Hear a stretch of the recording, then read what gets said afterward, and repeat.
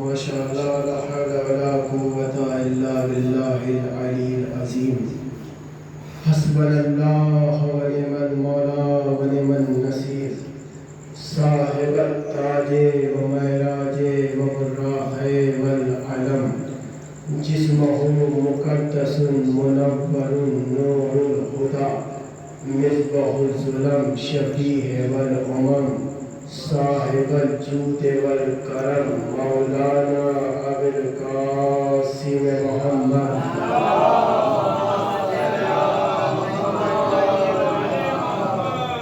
وآلہ الطیبین الطاہرین المعصومین المظلومین. اما بعد فقد قال اللہ تبارک و تعالی فی کتابہ المبین. بسم اللہ الرحمن الرحیم. وما تشاءون الا ان یشاء اللہ. صلوات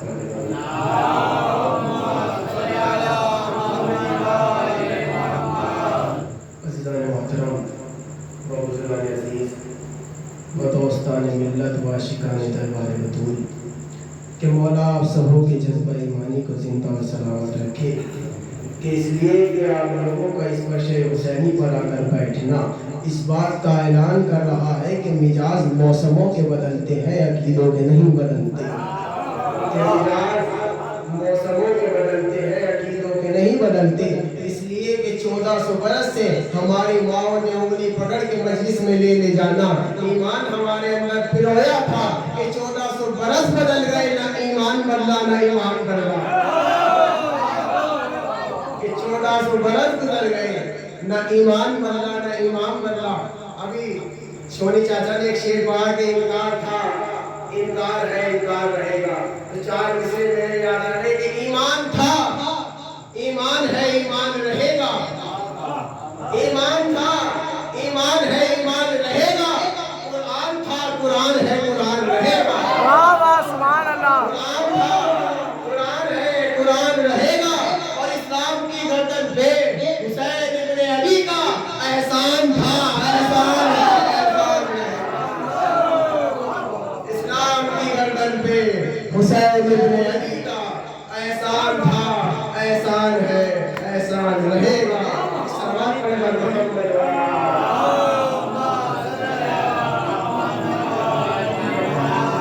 عزیزان محترم، موضوع گفتگو ہے مولا عباس اور ان کا نجات پڑھنے لگا ہوا. مولا عباس کا نجات سب نے سنا ہے. آج مولا عباس کا نجات سناتا ہوں کہ کیا فضیلت ہے نجات کی. کہ وہ عباس کہ جس کے فضائل پڑھے جا سکتے ہیں، فضائل عباس کو پڑھ سکتے ہیں مگر حقیقت عباس نہیں پڑھ سکتے. اس لیے کہ حقیقت عباس پہلے لہجے کا حسین ہونا ضروری ہے. فضائل عباس پڑھ سکتے ہیں، حقیقت عباس نہیں پڑھ سکتے. اس لیے کہ حقیقت عباس پڑھنے کے لیے لہجے کا حسین ہونا ضروری ہے. وہ عباس کہ جس کے اندر مشیت زہرا چھپی ہو، وہ عباس کہ جسے ماننے کے لیے ہاتھوں کا زہرا ہونا ضروری ہے. جسے ماننے کے لیے ہاتھوں کا زہرا ہونا ضروری ہے. آج بھی عباس کے پرچم سے یا پٹکے سے یا پھریرے سے آج بھی مریضوں کو شفا مل رہی ہے. مولوی کہتے ہیں کہ ایک کمرہ مریض کو کیسے شفا دے گا. اور قرآن میں دکھاتا ہوں جب یعقوب کو اللہ نے موسیٰ کے کلبے سے شفا دی تھی. ایک صلوات پڑھے گا محمد.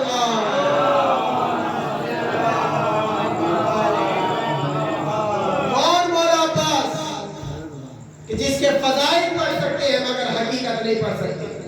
وہ عباس کہ اللہ کے جلال کو عباس کہتے ہیں.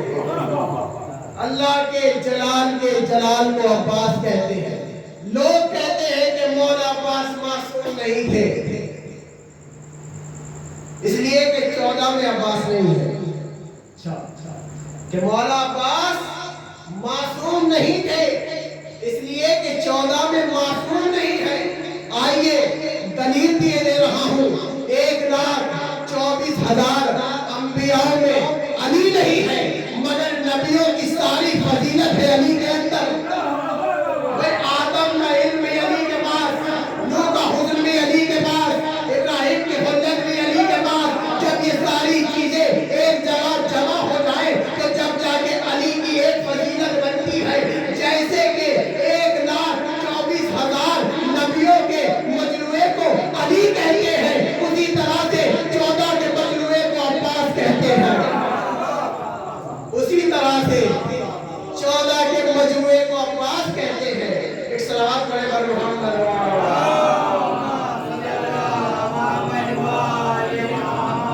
इसलिए कि 14 के मजमुए को अब्बास कहते हैं। कौन अब्बास?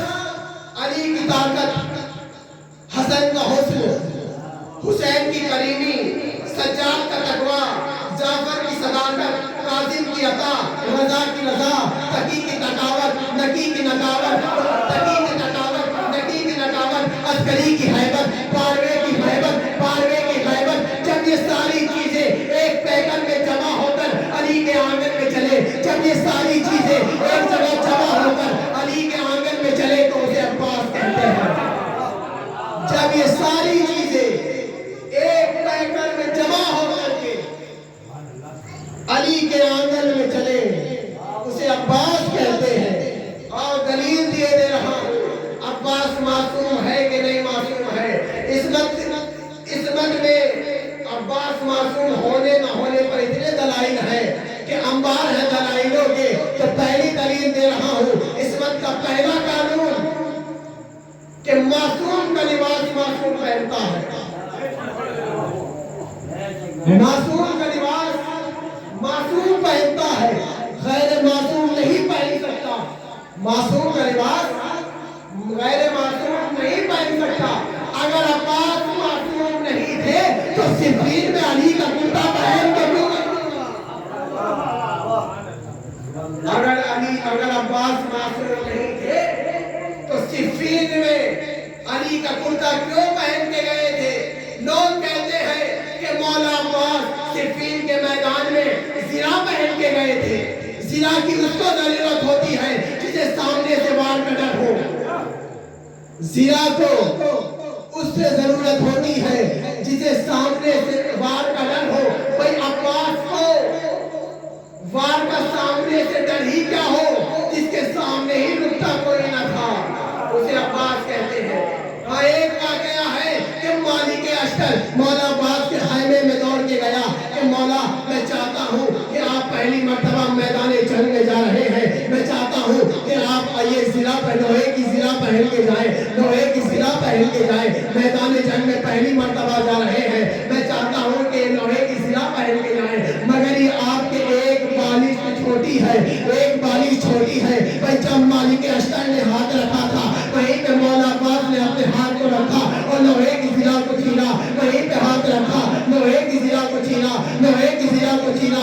मालिक अश्तर दोनों हाथ जोड़ के मौला के पास आता है कि मौला ये तो दाऊद नबी का दौर है, दाऊद नबी के दौर का वाक़या है। जो लोहे का मोम बनाते हैं, जो लोहे का मोम बनाते हैं, जो लोहे का मोम बनाते हैं। भाई मौला अब्बास जलाल में आके कहते हैं, जलाल में आके कहते हैं, तूने नहीं पहचाना तो जिसका नाम लेके करते थे मैं उसका बेटा हो गया।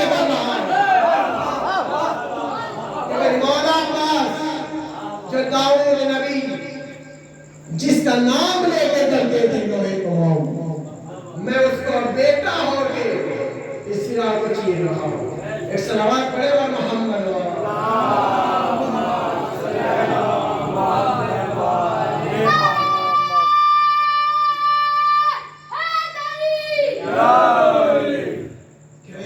मैं उसका बेटा होकर के जी रहा हूँ। आओ इसमत का दूसरा कानून कि मासूम गैर मासूम है तो मासूम ही गुस्ल देगा।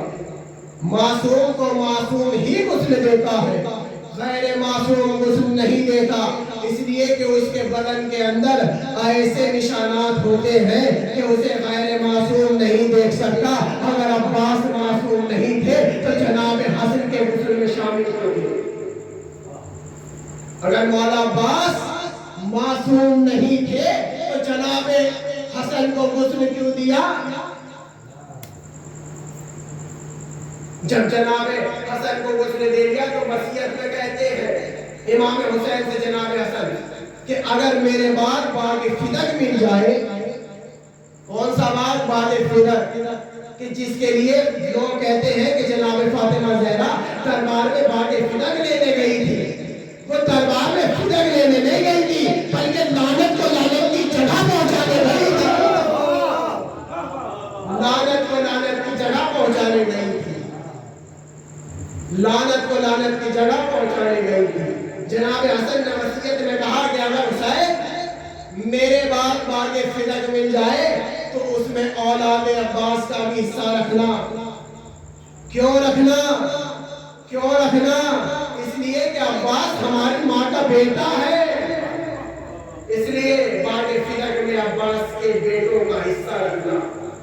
آؤ، کون عباس کی ماں؟ وہ ام المنین کہ جس کی ابھرتا ہوا چہرہ عباس ہے۔ لو جملہ بدلو کہ ہر ماں کی خواہش ہوتی ہے کہ اللہ مجھے چاند سا بیٹا دے دے، اللہ مجھے چاند سا بیٹا دے دے، اللہ مجھے چاند سا بیٹا دے دے، چاند سا بیٹا دے دے، چاند سا بیٹا دے دے۔ ارے وہ ام المنین کہ جس کی گود میں ہی چاند آ گیا ہو تو ام المنین کہتے ہیں۔ ایک صلوات پڑھے بر محمد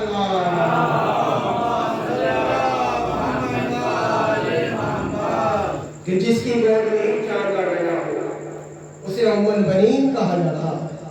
جناب عباس کے نانا کا نام حسام، نانی کا نام سمامہ بنت سہیل۔ جناب حسام بنی کلاب سے مولا عباس کے ننیال کا تعلق تھا۔ بنی کلاب عرب میں یہ خاندان بہادری میں مشہور تھا۔ لوگ کہتے ہیں کہ عرب کا ہر خاندان فضیلتوں میں مشہور تھا۔ بھئی بنی ہاشم عزتوں میں مشہور تھا، بنی امیہ خباثت میں مشہور تھا، بنی امیہ خباثت میں مشہور تھا، بنی کلاب بہادری میں مشہور تھا۔ یہ جناب حسام کے والد کا لقب تھا نیزوں سے کھیلنے والا، نیزوں سے کھیلنے والا۔ لقب کس کا ہے؟ جناب حسام کے بابا کا۔ یہ اتنے بہادر لوگ تھے عرب کے، یہ اتنے بہادر لوگ تھے عرب کے کہ لوگ عرب کی ان کی شاگردی میں دیا کرتے تھے اپنے بچوں کو، اس لیے کہ وہ تلوار چلانا سکھاتے تھے۔ اور جب پوری شاگردی کمپلیٹ ہو جاتی تھی، جناب حسام کے شاگرد پورے بن جاتے تھے، تو ڈگری یہ دیا کرتے تھے کہ تلوار کے آگے والے حصے پر اپنا نام لکھا دیا کرتے تھے کہ حسام کا شاگرد۔ کیوں ڈگری دیا کرتے تھے؟ جب شاگرد میدان جنگ میں جاتا تھا تو سب سے پہلے تلوار بلند کر کے کہتا تھا میں حسام کا شاگرد ہوں۔ تو لوگ جو سامنے کھڑے رہتے تھے اپوزٹ میں جو لڑنے آتے تھے وہ حسام کا شاگرد سن کے بھاگ جاتے تھے، حسام کا شاگرد سن کر کے بھاگ جاتے تھے۔ بھئی جس کے نانا کی شاگرد لوگ برداشت نہ کر سکے اس کے بیٹے کی تلوار کا وار، اس کے بیٹے کی تلوار کا وار کیسے لوگ برداشت کر لیں گے؟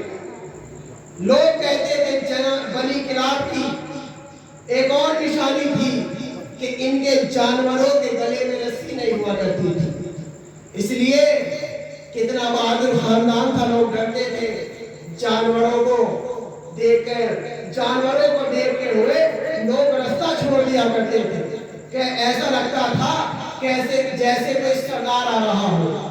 یہ ہے بنی کلاب۔ کون؟ جناب عباس کی ننیال کا تعلق بنی کلاب سے ہے۔ جناب زہرا کی دنیا سے جانے کے بعد جب مولا کائنات علی بن ابی طالب نے اپنے بھائی ابن ابی طالب سے کہا کہ اے عقیل مجھے ایک بہادر خاندان چاہیے، مجھے ایک بہادر خاندان چاہیے، بہت میرا عزیز و بہت توجہ چاہتا تھا۔ جناب عقیل سے کیا کہا کہ مجھے ایک بہادر خاندان چاہیے۔ لوگ منبروں سے بیان کرتے ہیں کہ جناب علی نے کہا تھا کہ کہ مجھے ایک بہادر عورت چاہیے. یہ نہیں کہا تھا، جناب مولا علی نے کہا تھا کہ مجھے ایک بہادر خاندان چاہیے. اس لیے کہ مولا علی کا خود کہتے ہیں، مولا علی کا فرمان ہے کہ مرد بہادر اچھا ہوتا ہے، عورت بزدل اچھی ہوتی ہے، عورت بزدل اچھی ہوتی ہے. یہ علی نے خود کہا. علی نے یہ نہیں کہا کہ مجھے بہادر عورت چاہیے، جی نہیں، علی نے کہا تھا کہ مجھے ایک بہادر خاندان چاہیے. یہ الگ بات ہے میرے عزیزوں، بہت توجہ، یہ الگ بات ہے کہ کسی خاندان کے مرد بہادر نہ ہو تو میدان جنگ میں عورتیں چلی آئے. کسی خاندان کے مرد بہادر نہ ہو تو عورتیں میدان جنگ میں چلی آتی ہے. اس صلوات پڑھے گا محمد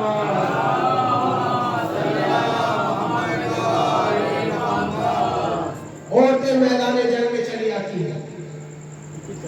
یہ اتنا مولا علی نے جناب عقیل ہی سے کیوں کہا؟ اس پورے مجمع سے میرا سوال ہے کہ مولا کائنات نے اپنے بھائی عقیل ہی سے کیوں کہا کہ عقیل مجھے بہادر خاندان چاہیے؟ سوال ہے، بتائیے. اس کا جواب جو کتابیں دیتی ہیں وہ سنیے. اس کا جواب یہ ہے کہ مولا کائنات نے عقیل سے اس لیے ڈھونڈنے کے لیے کہا تھا کہ جناب عقیل علم الانصاب سے واقف تھے. علم الانصاب سے جناب عقیل واقف تھے، اور جناب عقیل کو جب کوئی انسان جاتا تھا انہیں پیچھے سے دکھاتے تھے، بتا دیتے تھے کہ فلاں کا بیٹا جا رہا ہے. چاہتے ہوئے انسان کے شانوں کی حرکت سے اور پیر رکھنے کے انداز سے بتا دیتے تھے کہ فلاں کا بیٹا جا رہا ہے، فلاں کا بیٹا جا رہا ہے. لوگ بس انہیں پیر کا نشان دکھاتے تھے، پیر کا نشان دکھاتے تھے اور کہتے تھے کہ یہ فلاں خاندان کا ہے. علم الانصاب سے واقف تھے جناب عقیل. یہ پیر کے نشان سے بتا دیتے تھے کہ فلاں خاندان سے ہے. یہ اتنے قبیلہ پسند لوگ تھے. یہ میدان جنگ میں جانے کے بعد پہلے تعارف کرایا کرتے تھے، شجرہ سنا کرتے تھے. جب جا کے کہیں لڑتے تھے، جب جا کے کہیں لڑتے تھے پہلے پوچھتے تھے کہ تیرا باپ کون ہے، تیری ماں کون ہے، تیرا دادا کون ہے، تیرا نانا کون ہے. کوئی اب بھی تو بات ہمیں سمجھ میں آئی نا. کوئی لوگ لڑنے سے نہیں لڑتے تھے، لوگ اس لیے لڑتے تھے جب ہم علی کے سامنے جائیں گے تو میدان جنگ میں کیا بتائیں گے، کس کے بیٹے ہیں، کس کے پوتے ہیں، کس کے پوتے ہیں، کس کے بیٹے ہیں. تو علی کے علاوہ یہ شرف کسی کے پاس ہے ہی نہیں. علی میدان جنگ میں کہتا تھا کہ نکال تلوار، میں ابو طالب کا بیٹا ہوں، نکال تلوار، میں علی کا بیٹا ہوں، نکال تلوار، میں حسین کا بیٹا ہوں.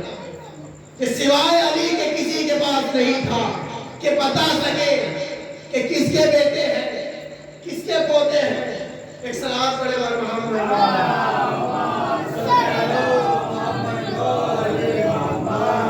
یہ میدان جنگ میں بتایا کرتے تھے.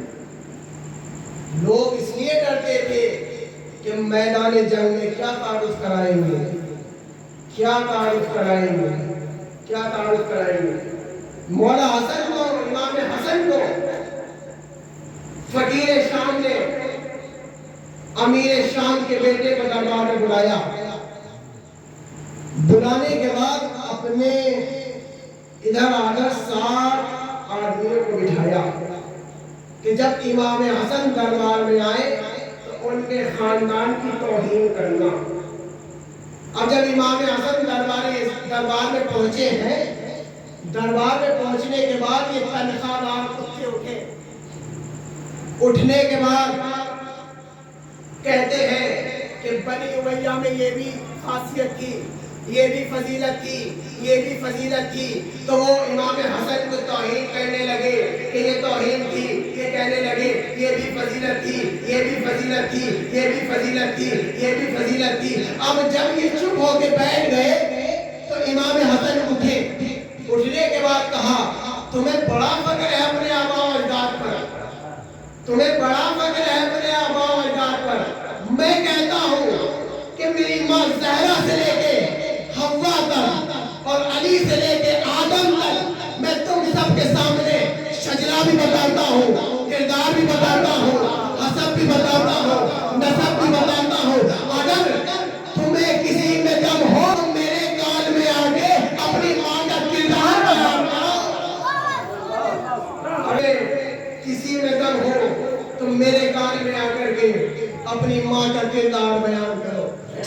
پڑھے محمد اللہ۔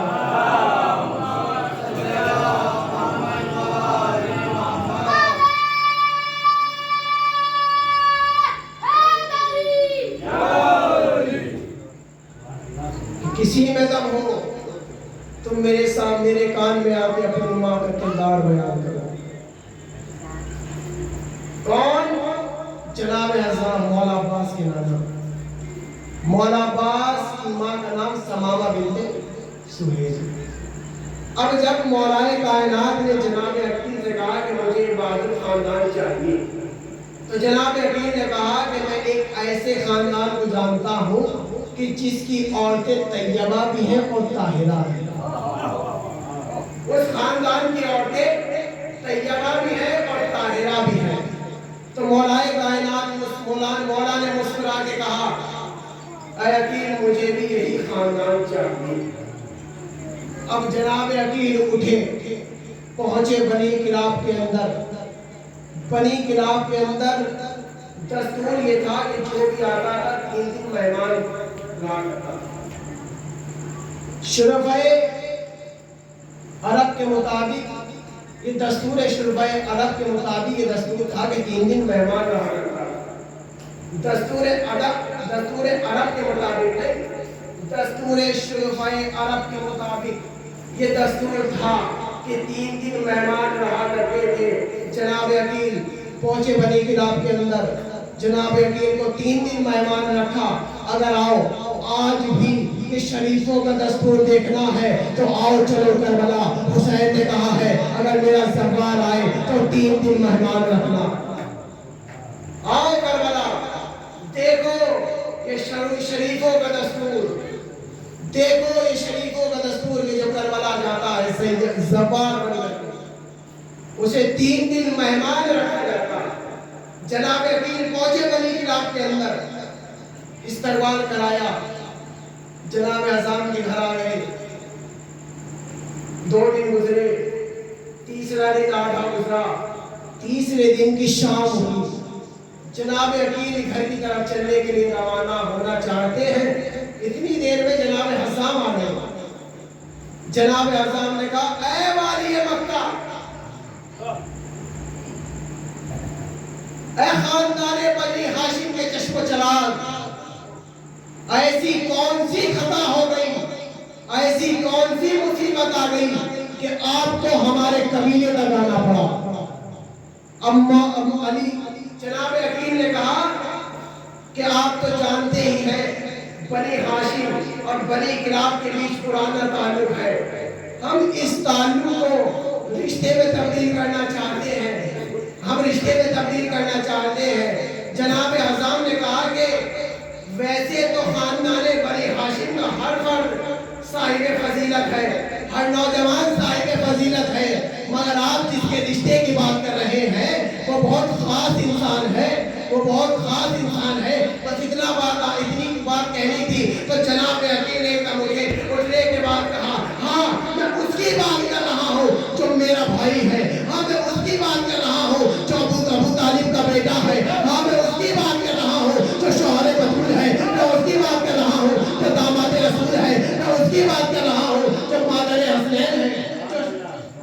السلام علیکم محمد،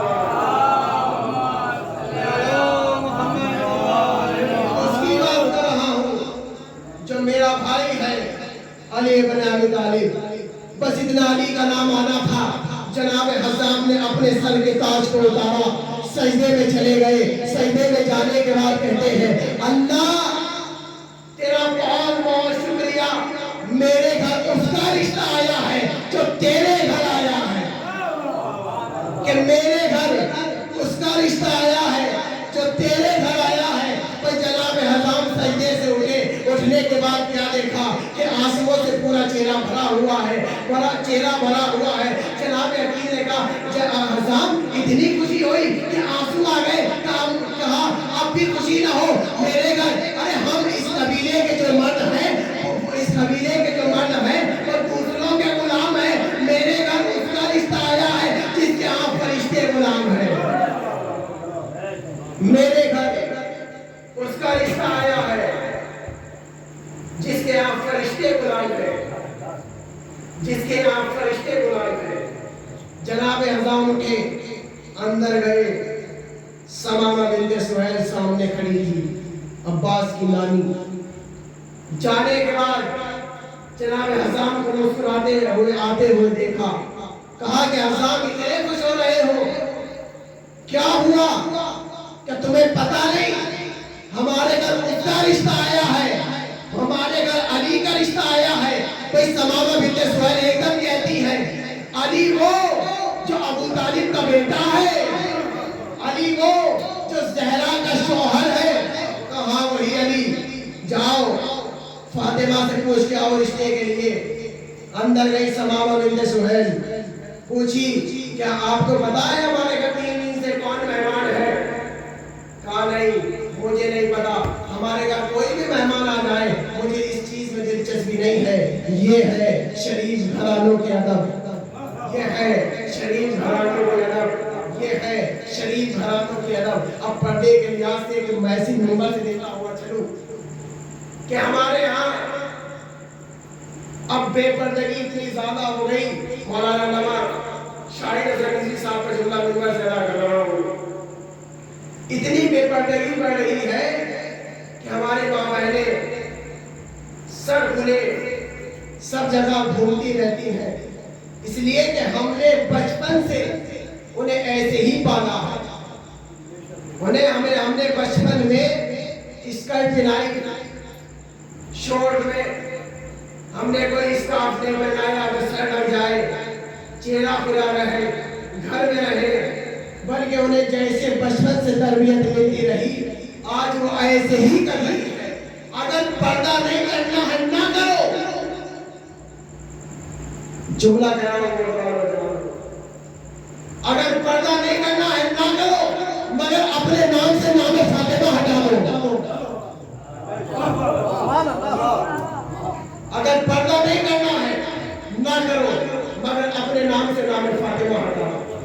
اگر کہتی ہو کہ فاطمہ کی قریب ہے تو پھر با پردہ ہو کے باہر جایا کرو. اس لیے کہ ابھی دیکھا نا جناب عقیل نے رشتے کے لیے کہا, سمامہ بنت سہیل اپنے بابا بھی اندر نہیں گیا, مادر اندر پہنچی. کہا کہ تمہیں پتا ہے کس کا رشتہ آیا؟ علی کا رشتہ آیا ہے. کہ مجھے نہیں پتا, مجھے اس چیز میں دلچسپی نہیں ہے ہمارے گھر کس کا رشتہ آیا ہے. یہ ادب ہے گھرانے کا. لو یہ رشتہ ہوا. جناب عقیل گھر پہنچے, گھر سے بارات نکلی, علی کی گھر سے بارات نکلی, لو دولہا گھر سے نکلا. انما کا صحرا, انما کا صحرا, انما کا صحرا, انما عید اللہ کی چادر, انما عید اللہ کی چادر پہن کے علی گھر سے نکلا. نکلنے کے بعد براتیوں میں کہیں ابراہیم, کہیں اسماعیل, کہیں مکائیل, کہیں اسماعیل. برات اسرات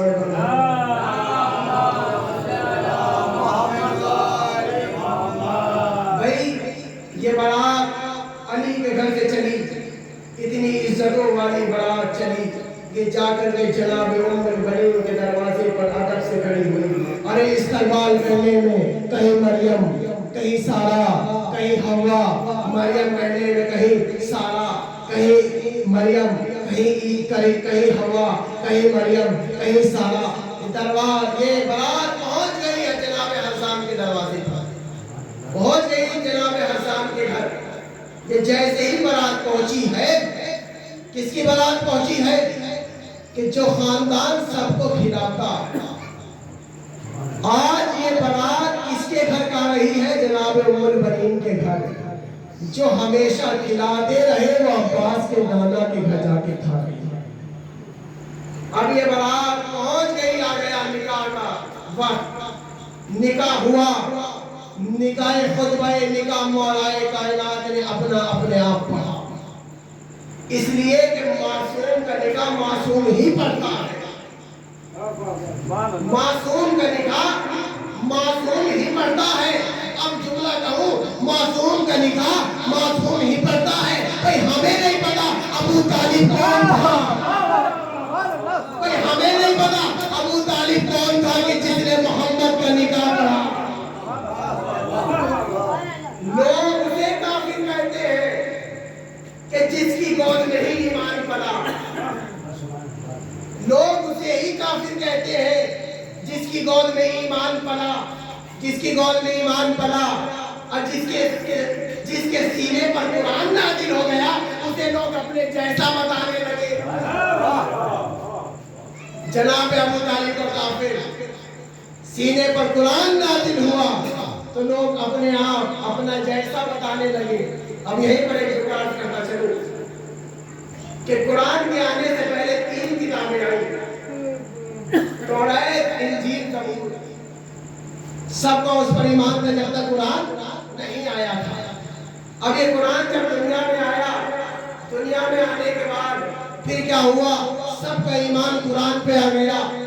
اگر اب ان تینوں کتابوں پہ ایمان رکھو گے تو بالکل ایمان رکھنا حرام ہے، اس لیے کہ قرآن آ چکا ہے.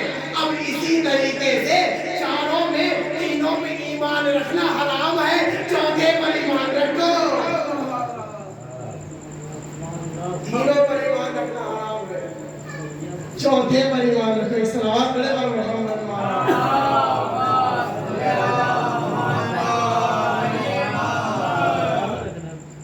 اب یہ علی کا نکاح علی نے اپنے آپ پڑھا.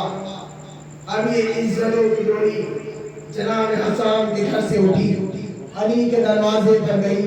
جانے کے بعد جناب ام البنین نے سب سے ہی پہلے کام یہ کیا کہ سجدہ کیا. سجدہ کرنے کے بعد ساری چیزیں چھوڑ کر کے، اس لیے وقت ہو رہا ہے، آ گیا کہ جناب ام البنین کہتی ہے کہ میرے یہاں ولادت کے کوئی آثار نہیں تھے، میرے یہاں کوئی ولادت کے کوئی آثار نہیں تھے. جس وقت مولا عباس کو آنا تھا اس وقت ولادت کے کوئی آثار نہیں تھے. یہ وہ گھرانہ ہے کہ جن کے یہاں بچے بستر پہ نہیں آتے، مصلے پر آتے ہیں.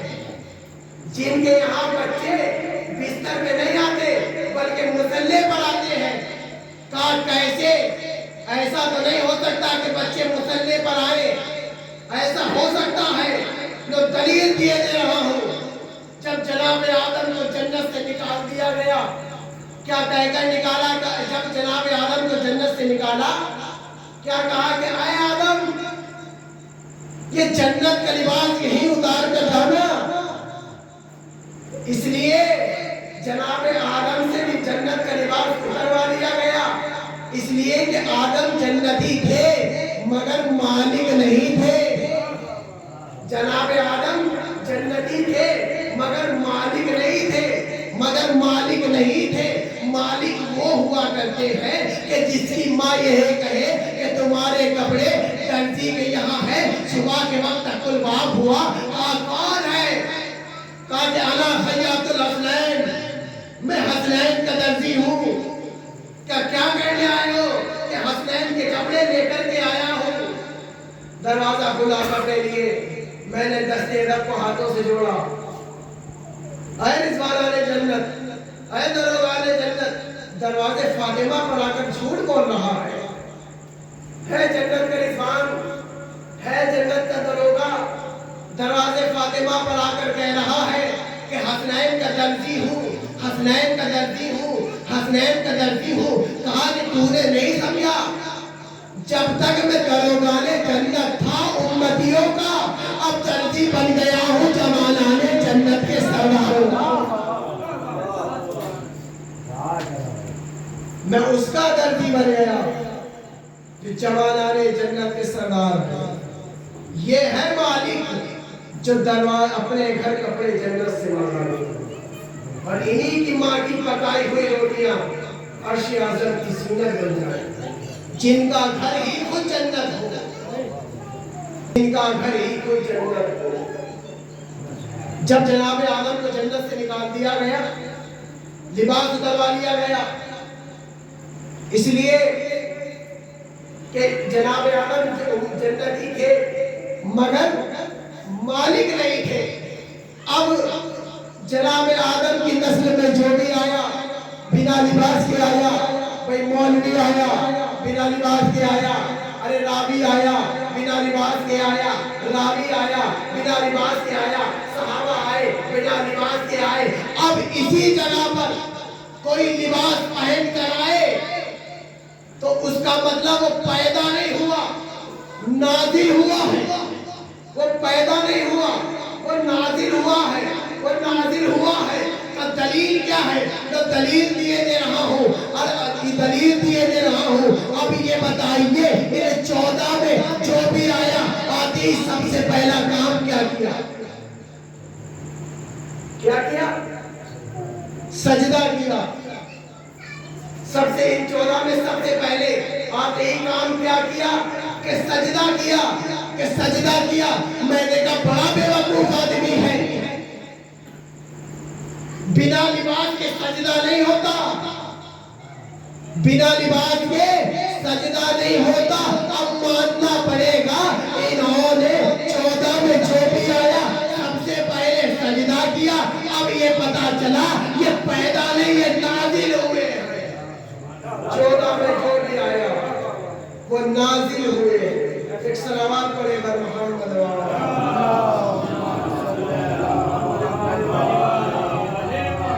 14 میں جو بھی آیا وہ لباس پہن کر آیا. اس لیے کہ بغیر کپڑوں کے سجدہ ہوتا نہیں ہے, بغیر کپڑوں کے سجدہ ہوتا نہیں ہے. سب سے پہلا کام کیا سجدہ. اب جناب عمر بنی حجرے میں بیٹھی ہوئی ہے. بیٹھنے کے بعد مولانا کائنات آتے ہیں, کہتے ہیں بی بی اب یہ تسبیح پڑھو, بی بی اب یہ تسبیح پڑھو, بی بی اب یہ تسبیح پڑھو, بی بی اب یہ تسبیح پڑھو. اب تھوڑی دیر میں مولانا کائنات کہتے ہیں اے فاطمہ وہ دیکھو آسمان کی طرف کیا ہو رہا ہے. جناب ام البنین نے آسمان کی طرف دیکھا. دیکھنے کے بعد کیا دیکھا کہ آسمان کے سارے پردے ہٹے ہوئے ہیں, ایک نور آتا ہوا دکھ رہا ہے. جبھی مولا کائنات نے کہا اے فاطمہ اپنی آنکھوں کو بند کرو. فاطمہ نے اپنی آنکھوں کو بند کیا. فاطمہ نے اپنی آنکھوں کو بند کیا. اب تھوڑی ہی دیر میں جناب مولا کائنات نے آگے کہا اے ام البنین کھولو اپنی آنکھوں کو. اب جیسے ہی ام البنین نے اپنی آنکھوں کو کھولا کیا دیکھا؟ ایک بچہ ہے جو سجدہ کر رہا ہے. ایک بچہ ہے جو سجدہ کر رہا ہے. جو سمیٹ دی میں نے اپنی گفتگو. ایک بچہ ہے جو سجدہ کر رہا ہے, جو علی حجرے میں آ گئے. کیا دیکھا کہ مولا عباس جناب ام البنین کی گود میں ہے. بس سمیٹ دیا میں نے اپنے گفتگو کو, یہیں سے ربط مصائب ہو گیا. مولا کائنات حجرے میں تشریف لے آئے. آنے کے بعد کیا کہا؟ کہا کہ عباس کو میری گود میں دے دو. جناب عباس کو مولا کائنات نے گود میں لیا. لینے کے بعد مولا عباس نے جب تک آنکھیں نہیں کھولی کہا کہ عباس آنکھیں کھولو. عباس نے آنکھیں نہیں کھولی, آنسو آ گئے آنکھوں سے. اب اتنی ہی دیر میں علی کی شیر کی بیٹی حجرے میں آئی. حجرے میں آنے کے بعد کہتی عباس آنکھیں کھولو, مجھے پہچانو, مجھے غریب زینب کہتے ہیں. عباس نے آنکھیں نہ کھولی. اتنی ہی دیر میں جناب حسن نے حجرے میں تشریف لے آئے. جناب حسن نے کہا عباس آنکھیں کھولو, مجھے حسن کہتے ہیں. مگر عباس نے آنکھیں نہ کھولی. تو تاریخ کہتی ہے کہ تھوڑی دیر بعد حسین حجرے میں آئے. کیا دیکھا کہ دروازے پر بیٹھے علی رو رہے ہیں, ارے چوکٹ سے لگے حسن رو رہے ہیں. سامنے دیکھا کہ زینب بھی رو رہی ہے, زینب بھی رو رہی ہے. اتنی ہی دیر میں جو امام حسین نے عباس کو اپنی گود میں لیا. عباس کو گود میں لے کے کہتے ہیں تمہیں نہیں پتا غریب کیسے گفتگو کرتے ہیں, غریب کیسے گفتگو کرتے ہیں. اب امام حسین نے عباس کو اپنی گود میں لیا. لینے کے بعد کہتے ہیں عباس آنکھیں کھولو, مجھے پہچانو, مجھے غریب حسین کہتے ہیں. جزاکم اللہ. خدا کوئی غم نہ دے سوائے غم سید الشہداء کے. تاریخ کہتی ہے کہ مولا کائنات کی گود میں مولا عباس کا مجھے پہچانو, مجھے غریب حسین کہتے ہیں. ہاں یہ صدا جب دی تھی جب ولادت عباس ہوئی. اب یہ صدا روز عاشور دے رہے ہیں حسین. ارے فرات کا کنارہ ہے. عباس کے سر کو اپنے زانوں پہ رکھ کے کہتے ہیں عباس آنکھیں کھولو تیر نکالوں. تاریخ کہتی ہے کہ عباس اتنے پیر نہیں چلے, اتنے علی کی بیٹیوں کے گود میں عباس رہا ہے. عباس علی کی بیٹیوں کے گود میں رہا ہے. ہاں ایک دن ایسا ہوا امام حسین نے مولا عباس کو بلایا کہ عباس ادھر آؤ. عباس دوڑے امام حسین کے حجرے میں پہنچے, کہا کہ عباس آج میں نے بلایا, بڑی جلدی چلے آئے, مگر کل میں بلاؤں گا عباس تو نہ آئے گا. ارے عباس 3 دن تک دروازے حسین پر بیٹھے رہے. ارے عباس سوئے نہیں. جناب زینب نے دیکھا کہ عباس جاگے ہوئے ہیں. جناب زینب نے حجرے میں بلایا عباس ادھر آؤ. عباس کیا ہوا, تمہاری آنکھیں سرخ ہیں, کیا تم 3 دن سے سوئے نہیں ہو؟ فرمایا کہ حسین نے کہا تھا کہ جب میں بلاؤں گا تو بلاؤ گے. زینب نے کلائی کو پکڑا, حسین کے حجرے میں لے آئے. کہا بھیا آپ نے عباس سے کہا تھا میں بلاؤں گا, تو نہیں آئے گا. عباس 3 دن سے سویا نہیں ہے. عباس 3 دن سے سویا نہیں ہے. امام حسین نے عباس کو سینے سے لگایا. سینے سے لگانے کے بعد کہتے ہیں عباس وہ مدینہ نہیں ہوگا, وہ کربلا ہوگی, وہ فلات کا کنارہ ہوگا. جزاکم اللہ. خدا کوئی غم نہ دے سوائے غم سید الشہداء کے. لو آ گئی روز عاشور. تاریخ کہتی ہے کہ مولا پاک امام حسین کے بعد بہت مرتبہ صبح سے آتے ہیں کہ بھیا آقا جنگ کی اجازت دے دو, آقا جنگ کی اجازت دے دو, آقا جنگ کی اجازت دے دو. مگر امام حسین کہتے ہیں بھیا تو میرے لشکر کا علمدار ہے. مولا کہتے ہیں وہ لشکر ہی کہا جس کا میں علمبردار تھا. عباس کو اتنا کہنا تھا. حسین کہتے ہیں جاؤ سے اجازت لے کے آ, جس نے تجھے پالا ہے. عباس اٹھے, جناب زینب کے خیمے میں پہنچے. جانے کے بعد کہتے ہیں اے شہزادی مجھے جنگ کی اجازت دے دو. شہزادی نے کہا ہاں میرے بابا نے کہا تھا ایک وقت وہ آئے گا کہ عباس تجھ سے اجازت مانگے گا. شہزادی کہتی ہے عباس تیرے بعد میں غریب ہو جاؤں گی, عباس تیرے بعد اس جنگل میں اکیلی رہ جاؤں گی. لو اجازت ملی, خیمے سے باہر عباس آئے. کیا دیکھا کہ سامنے سکینہ دونوں ہاتھوں میں کچھ لیے کھڑی ہے. کیا دیکھا کہ ایک ہاتھ میں سوکھی ہوئی مشک سکینہ, ارے دوسرے ہاتھ میں سوکھا ہوا کوزہ. ہمیں عباس کے گلے میں مشک سکینہ کو پہنایا.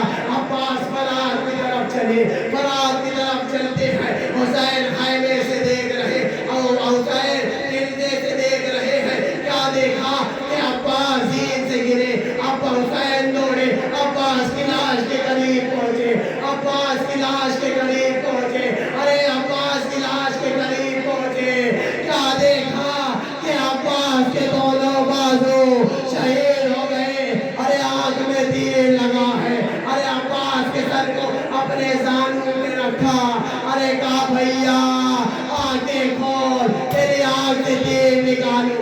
عباس کی آنکھوں سے تیر نکالا. کہا بھیا میری لاش کو خیمے میں نہ لے جانا. کہا کیوں؟ کیونکہ بھیا سکینہ نے مشق دی تھی, مشق خیمے میں نہ لے جا سکا. میں سکینہ کو کیا منہ دکھاؤں گا. ہائے کربلا, ہائے عباس. اللہ اللہ سیاب الذین سیئون کریم کریم ماتم حسین.